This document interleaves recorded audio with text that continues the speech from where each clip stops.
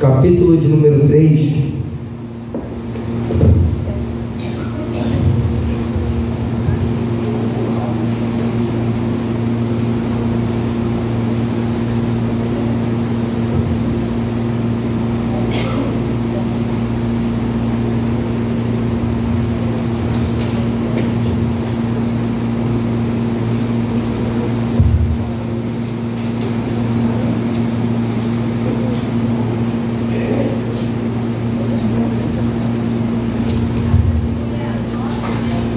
Versículo de número 17, que diz assim: para que Cristo habite pela fé nos vossos corações, a fim de, estando enraizados e fundados em amor, poderes perfeitamente compreender com todos os santos qual seja a largura e o comprimento, e a altura e a profundidade, e conhecer o amor de Cristo que excede todo o entendimento, para que sejais cheios de toda a plenitude de Deus. Podeis assentar.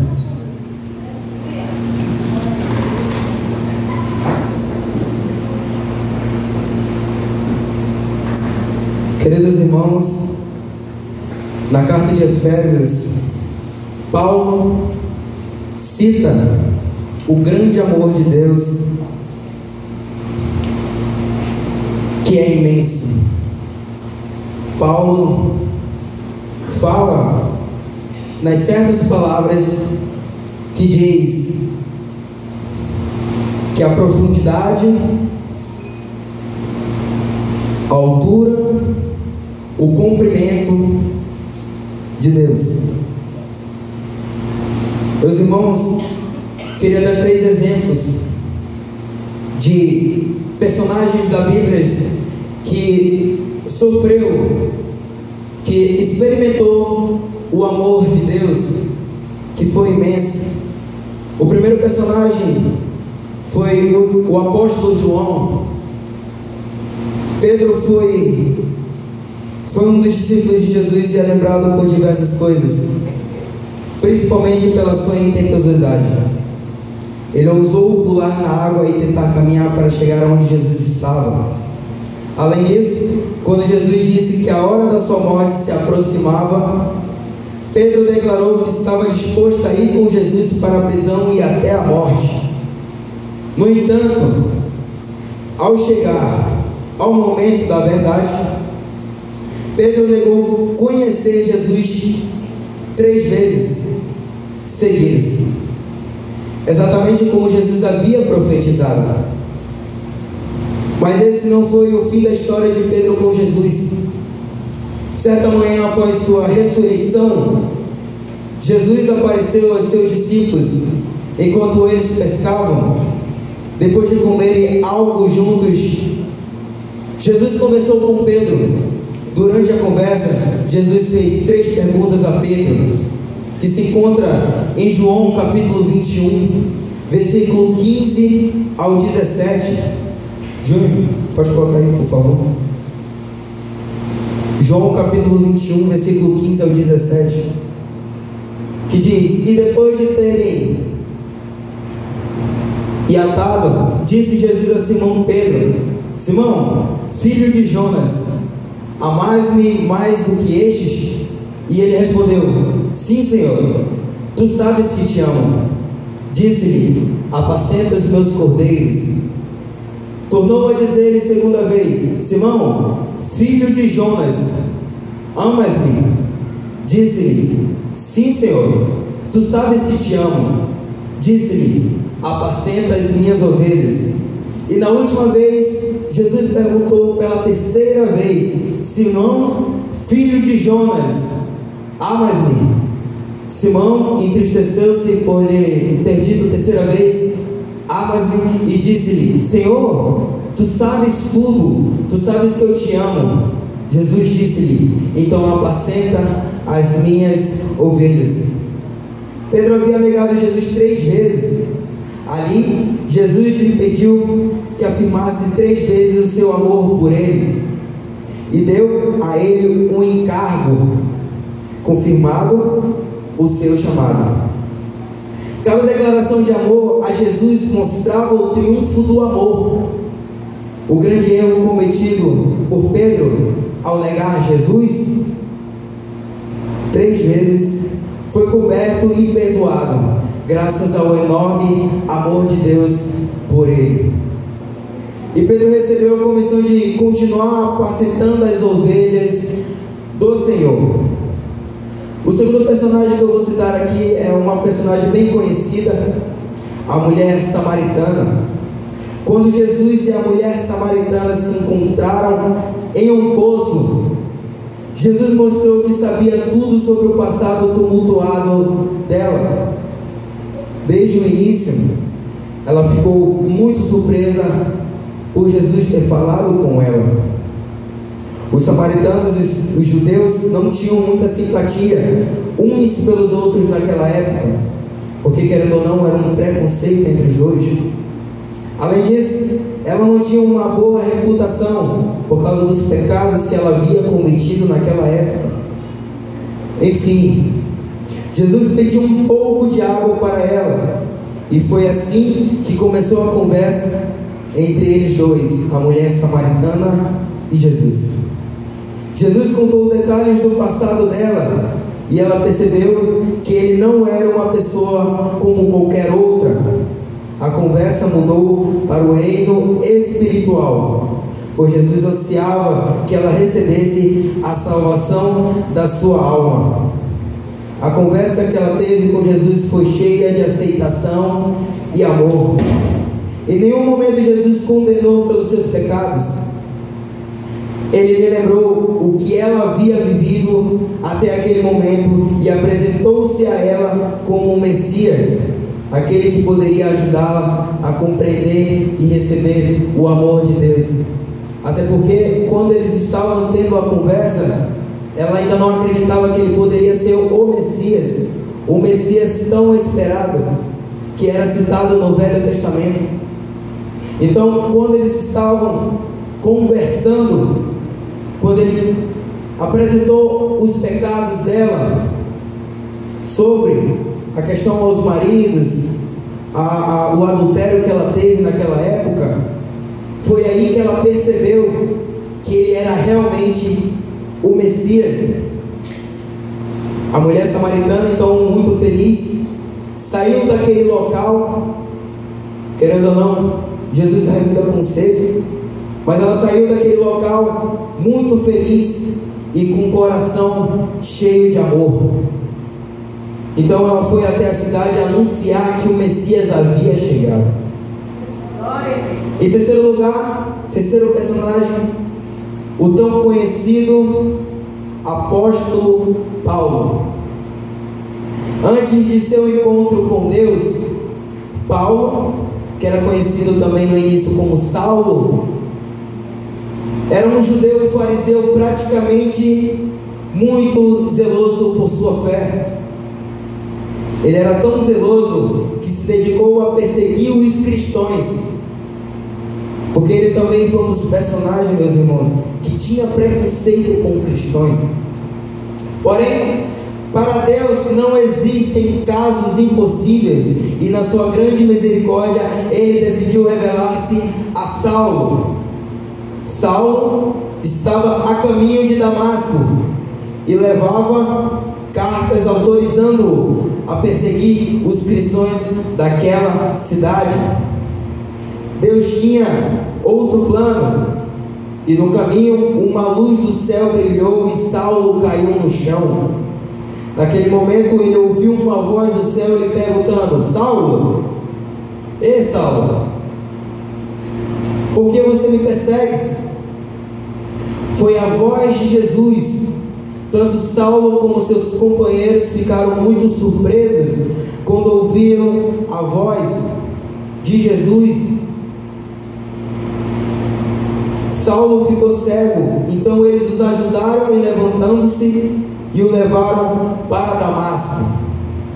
Uma vez lá, Deus enviou Ananias para ir até Saulo para orar por ele e conversar, Saulo foi curado de cegueira, foi batizado e cheio do Espírito Santo. A partir daquele momento, aquele que tinha perseguido os cristãos tornou-se uma testemunha fiel do poder e do amor de Deus.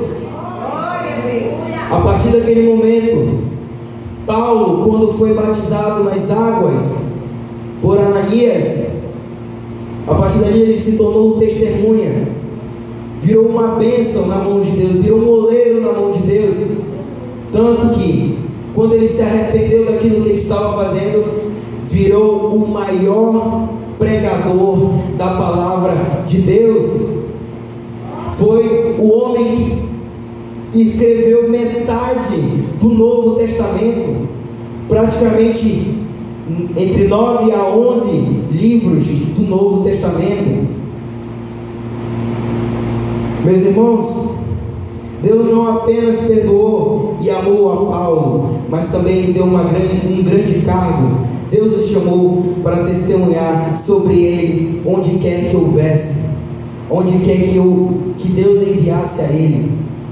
Meus irmãos, até Paulo mesmo foi um dos maiores pregadores da palavra de Deus. Mas se você ler os livros dele, ele nos ensina como ser um cristão fiel, como ser um cristão obediente. Paulo também sofreu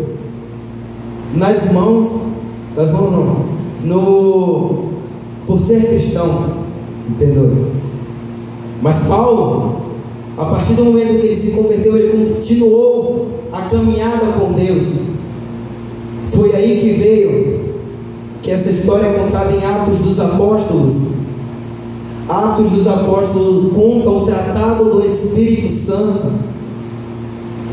Atos dos Apóstolos pode ser conhecido como Atos dos Apóstolos, mas também pode ser conhecido como Atos do Espírito Santo através dos apóstolos. Porque, querendo ou não, apesar do amor de Deus, apesar da imensa compaixão de Deus, quando Jesus estava na terra, que foi passado pelos 4 evangelhos, Jesus não só caminhava sozinho. Por favor, pelo amor de Deus, só quem lê Bíblia vai saber, Jesus era Deus ou não era Deus? Sim, então ele não caminhava sozinho. Jesus vivia um caminho na plenitude do Espírito Santo. Ele não só se centrava em si. Jesus não só se centrava em si. Quando Jesus escolheu os seus discípulos, pregando, ele foi ensinando os seus discípulos, porque ele sabia que uma hora ele ia subir aos céus. Ele sabia o que estava por vir, porque Jesus não veio à terra à toa. Ele veio para pregar o Evangelho a toda criatura e mostrar o amor de Deus, que é imenso. Quando Paulo se converteu, ao longo da história de Atos dos Apóstolos, no capítulo de número 21, Paulo chega a Jerusalém. Só que quando ele chega a Jerusalém, antes de Atos dos Apóstolos capítulo 21, os discípulos, os apóstolos, falam para Paulo não ir a Jerusalém ainda, para que ele se preparasse primeiro, porque os apóstolos viviam na plenitude do Espírito Santo. Porque quando Jesus morreu, ele voltou, viveu 40 dias na terra, com o propósito de preparar os discípulos para serem apóstolos.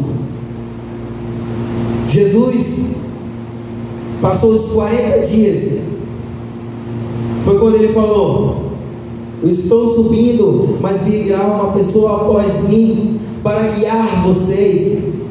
Não é mais comigo, e sim com o Espírito Santo. Quando Jesus sobe aos céus no 40º dia, quando ele promete o Espírito Santo, ele diz para os apóstolos se prepararem durante 10 dias. E foi o que os apóstolos fizeram. Em Atos capítulo 1, o Espírito Santo é uma promessa. Ele é uma promessa.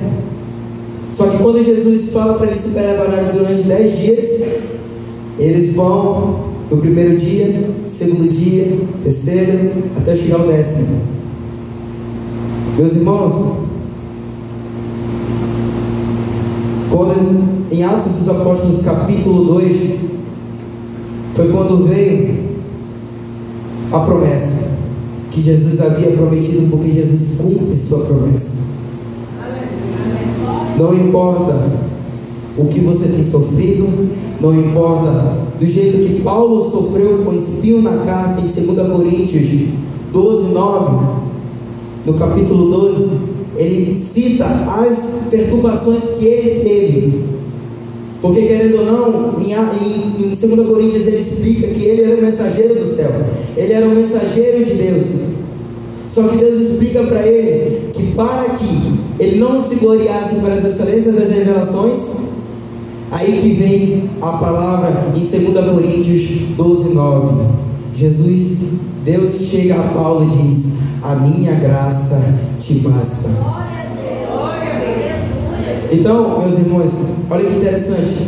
Quando Jesus fala para eles se prepararem durante 10 dias, porque Jesus veio à terra, cumpriu os 3 anos e meio dele, morreu, ressuscitou, passou os 40 dias dele e lhe prometeu durante 10 dias a vinda do Espírito Santo.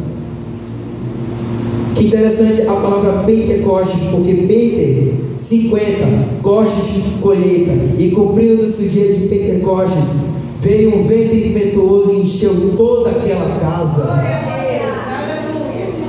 Como eu disse, meus irmãos, Jesus não só fala da boca para fora, ele cumpre aquilo que ele tem prometido na sua vida.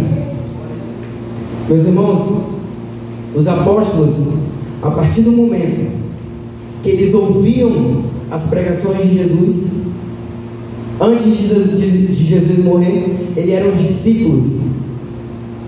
Porque para ser discípulo, para ser apóstolo, precisa ser discípulo. Todos nós, meus irmãos, somos discípulos para chegar no momento de ser apóstolo e ter que apacentar, assim como Pedro fez, apacentou as ovelhas do Senhor. Então, os discípulos ali no Evangelho de Jesus, dos 4 Evangelhos, eles ouviam as pregações de Jesus e eles ouviam atentamente, porque naquela época as pessoas não queriam aprender, elas não queriam ouvir a palavra de Deus, elas queriam ver os milagres de Jesus. Só que essa é a diferença de discípulo e apóstolo para as pessoas daquela época. Porque as pessoas daquela época só queriam ver os milagres de Jesus. E os discípulos, lá em Mateus capítulo 19, fala: Senhor, o Senhor está pregando por parábolas, explica, porque eu quero entender o que o Senhor está falando. Então essa é a diferença de discípulos e apóstolos para pessoas normais, para pessoas que não têm chamado. Porque, como diz a palavra, poucos são chamados e muitos serão chamados e poucos escolhidos. Meus irmãos, os discípulos daquela época ouviam atentamente, tanto que eles pediram para Jesus ensinar eles a orar. E foi o que Jesus fez. Ele ensinou: Pai nosso que estás no céu. Porque, meus irmãos, a oração não tem que ser da pessoa centrada em si, ela tem que vir primeiro do homem que está lá em cima. Então ele diz: Pai nosso que estás no céu, santificado seja o teu nome, porque não é o vosso nome, é o nome dele que é glorificado. Meus irmãos, a questão dessa palavra é dizer o quão grande é o amor de Jesus, o quão imenso é o amor de Jesus. eu tinha um propósito ali no domingo, que era fazer célula, né? Um devocional com eu e o Milton, que está aqui. E a gente foi, porque eu pedi para a diretora, mas a diretora ficou enrolando durante 8 meses, eu quis fazer por sessão mesmo. Então, eu cheguei lá e no primeiro dia só estava eu, o Milton e o pessoal que é daqui da igreja, a Angélica, a Maria. E meus irmãos, fomos orando para que Deus nos guiasse na palavra que teríamos que pregar para aquelas ovelhas que estão ali no Dom Milton. Meus irmãos, foi na penúltima vez, né? Penúltima vez. Meus irmãos, na penúltima vez, deu quase 30 pessoas no devocional. Quase 30 pessoas. Imagine só. Nós que estamos ali, no meio de tanta gente, no meio de gente que não conhece a palavra de Deus, não sabe o propósito que Deus tem na vida delas. Deus colocou no meu coração, eu falei comigo, que era para a gente guiar aquelas ovelhas, ensinar o máximo possível que nós sabemos, o que nós aprendemos, o que nós sabemos da Bíblia e por aí vai. Meus irmãos, você não sabe o quão atenção aquele povo tem à palavra de Deus. O propósito não é olhar para um pecador e dizer: esse aí não quer nada com a vida não, esse aí nem vai ouvir. Meus irmãos, daquelas quase 30 pessoas que estavam ali, eu reparei que todas, não era uma, duas, eram todas, estavam ouvindo atentamente a palavra de Deus. Então nós devemos insistir nas almas perdidas, naquelas almas que nem conhecem a palavra de Deus, porque querendo ou não, aquele tipo de gente, você está no trabalho, na faculdade, na escola, eles vão querer se espelhar em você. Você deve falar do amor de Cristo. Você deve dizer o quão grande é o amor de Cristo, o quão bom é sentir a presença do Espírito Santo. Tem muita gente por aí que tem perna, mas não tem coragem de se levantar para evangelizar. Eu falo muito pro Isaías, pro Arnaldo, para os meninos que estão aqui, o Milton: vamos fazer a diferença. Porque nós somos o futuro desta geração. Estamos chegando num momento que só poucos vão sentir a presença do Espírito Santo, e só é aqueles que estão buscando. Joel capítulo 2, versículo 28 vai dizer: e nos últimos dias derramarei do meu Espírito sobre toda a carne. Meus irmãos, hoje é o culto dirigido pelos jovens, mas meus irmãos, uma hora o pastor Valso, o pastor Douglas, o pastor Sabá, os diáconos vão parar, e nós somos o futuro desta geração. Nós somos o futuro desta geração. Nós devemos buscar mais a Deus, porque como diz: e nos últimos dias derramarei do meu Espírito sobre toda a carne. Estamos nos últimos dias. Nós devemos buscar cada vez mais a presença de Deus. Meus irmãos, eu falo para aquele povo ali que muita gente, eu fico muito triste mesmo, porque tem muita gente que eu conheci que era uma bênção, ia no culto, pregava, cantava e por aí vai, e hoje não.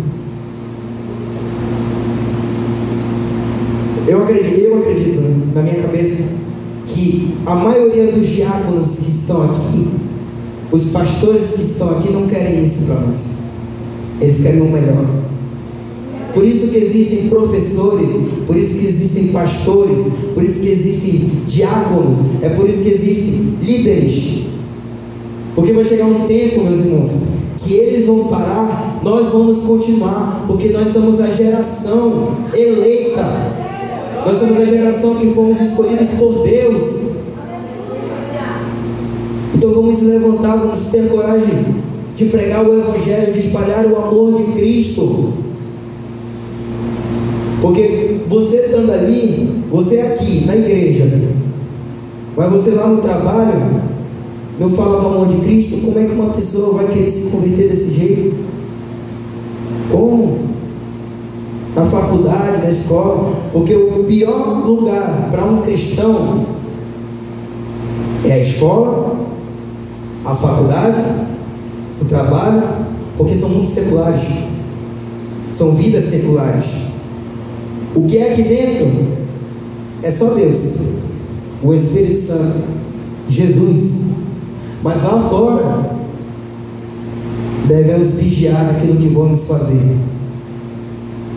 Então, meus irmãos, creia nisso.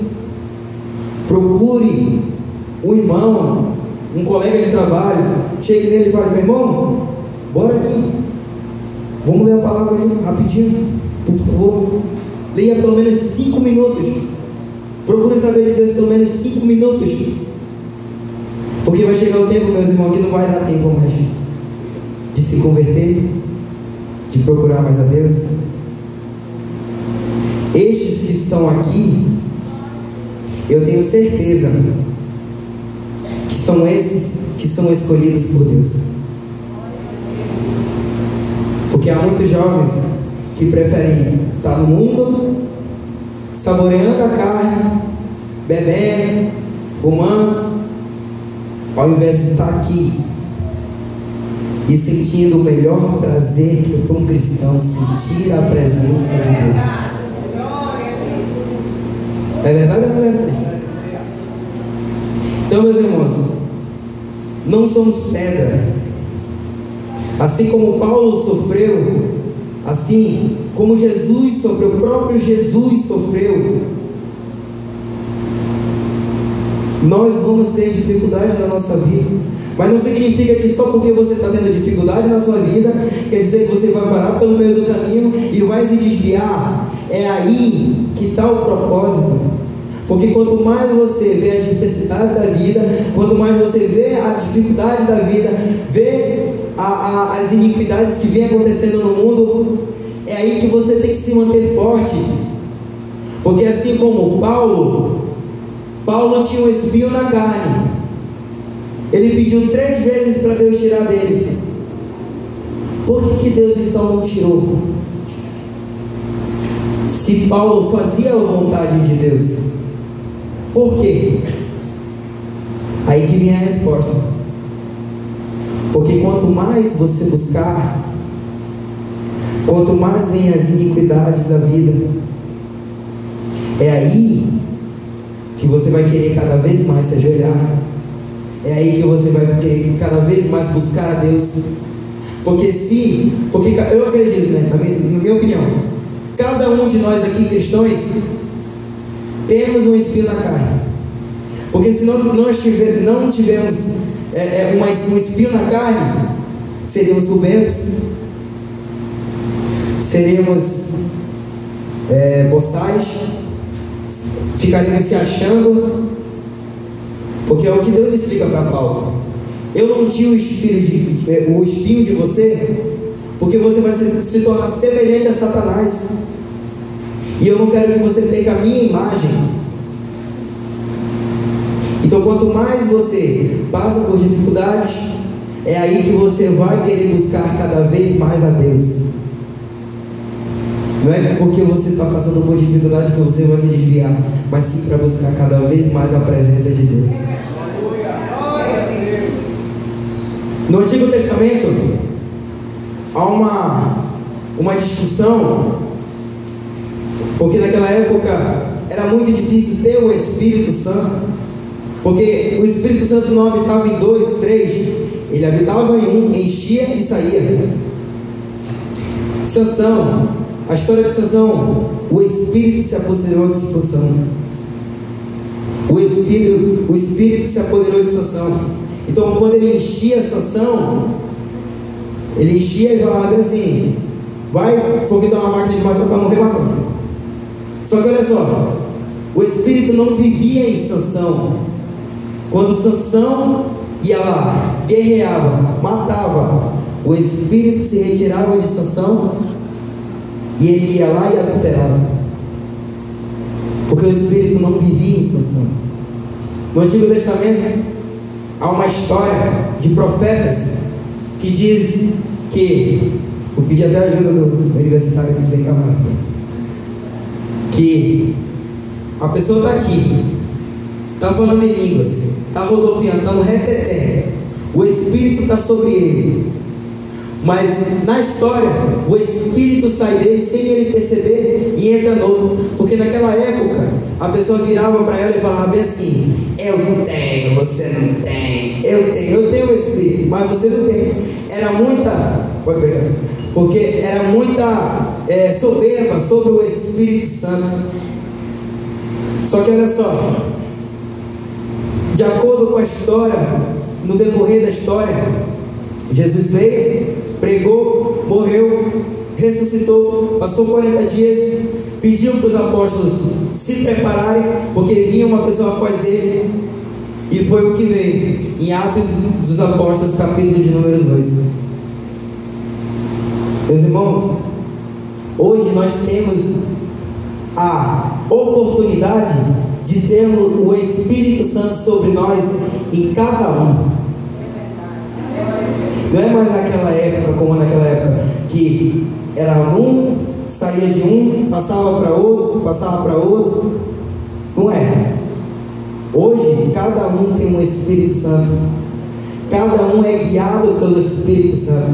O Espírito Santo é seu melhor amigo. Ao invés de você estar passando por dificuldades e você chegar no Instagram, no WhatsApp e no Facebook e dizer: eu estou passando por prova, eu estou passando por luta. Não é assim. Chegue no seu quarto, feche a porta, te ajoelha e ora a Deus, porque Ele é o único melhor amigo que você tem. Meus irmãos, devemos abrir os nossos olhos, vigiar e orar. Os dias estão ficando cada vez difíceis. Então vigie, porque hoje o diabo está furioso, principalmente com essa geração, porque essa geração é a geração que mais se perde e que corta propósitos. Tem muitos, porque propósito com Deus não é brincadeira, não é brincadeira de criança. Se você tem um propósito com Deus, você vai até o fim. Se você tem um propósito de jejum e oração com Deus, você vai até o fim, você não corta no meio, porque é um propósito. É um propósito. Eu já ouvi relatos de jovens que eu conheço que já fizeram isso. Eu fiquei, meu Deus do céu, ainda quer milagre.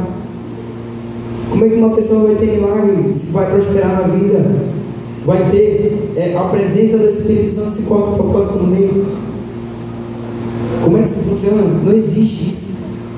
Se você tem um propósito com Deus, principalmente de jejum e oração e leitura da palavra, porque a palavra de Deus diz que a palavra de Deus despede labaredas de fogo. É a palavra de Deus. Tem muitos pessoal por aí que diz que a igreja é mais dança, louvor. Meu irmão, de onde é que vem o espírito disso? A própria palavra está dizendo, a palavra de Deus despede labaredas de fogo. Então de onde é que vem esse fogo?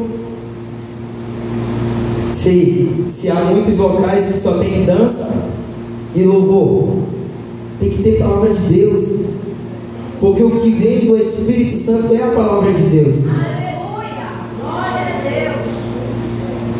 Meus irmãos, fique de pé que eu já vou encerrar. Então eu peço para vocês, por favor, vigie o que você fala, pense 2 vezes antes de falar, procure saber mais de Deus, procure fazer mais propósito com Deus. a maioria dos jovens do mundo só querem saber do prazer da carne. Como eu falei, a geração de hoje é a mais que se perde no mundo, porque é aí que vem as dificuldades: a carne, a soberba, o prazer da carne. Então, jovens, geração de hoje, porque hoje é a geração da tecnologia, principalmente temos que ter cuidado com a tecnologia, com o celular, aquilo que você vê no celular. Então, jovens, geração eleita, tenham cuidado quando vocês forem por aí. Ao invés de ficar fofocando, falando mal dos outros, fale de Jesus, fale de Deus.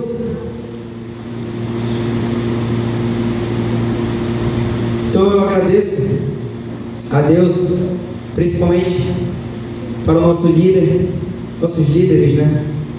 Irmão Fábio, irmã Catrine, pela oportunidade. Eu estava ali nervoso pra caramba, porque era a primeira pregação que eu estava tendo aqui no culto, né?